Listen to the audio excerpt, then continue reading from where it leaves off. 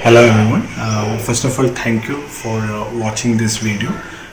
In today's video, I want to talk about the 7Q framework and expand a little on that and give you some examples so that you are able to act on it. The first item on the 7Q framework is defining the audience. When you define the audience, you need to clearly spell out whether you need a C level or a SVP level leader who is taking care of strategic initiatives, or are you looking at a director who is looking at after tactical initiatives, or a manager or a team lead who is looking at the operational aspects.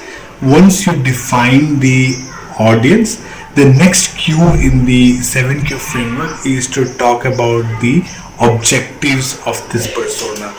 So an example of this could be to look at a director of marketing whose objective would be to generate leads, right? So once you define that objective, you can clearly address his pain points in the next item in the 7Q framework, which will talk about the pain points. So the pain points could vary. It could either be that we are not getting the reach, or it could be about the conversion, or it could be about something else. So once you define the persona, the objective, the pain points, then it talks about the primary angle of the resource. The primary angle of the resource is more about what do you want this content to do? Do you want this content to establish thought leadership, or do you want to generate leads?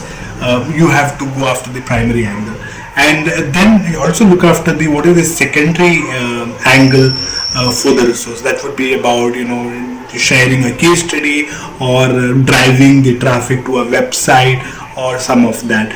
The last item on the 7Q framework is about what content is already created, available in your content repository, or what content do you need to create. An example of this is that for example, you would need a video or a testimonial or a case study for your content to get to where you want to get to. So if you already have it in your content repository, then you can either use it or you need to develop it.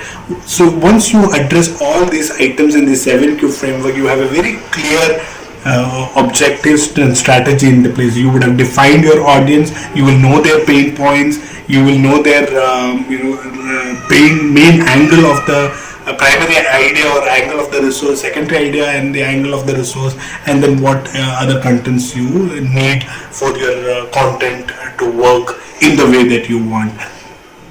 So that was about the 7Q framework. I hope you found this helpful. Thank you once again, and have a wonderful day.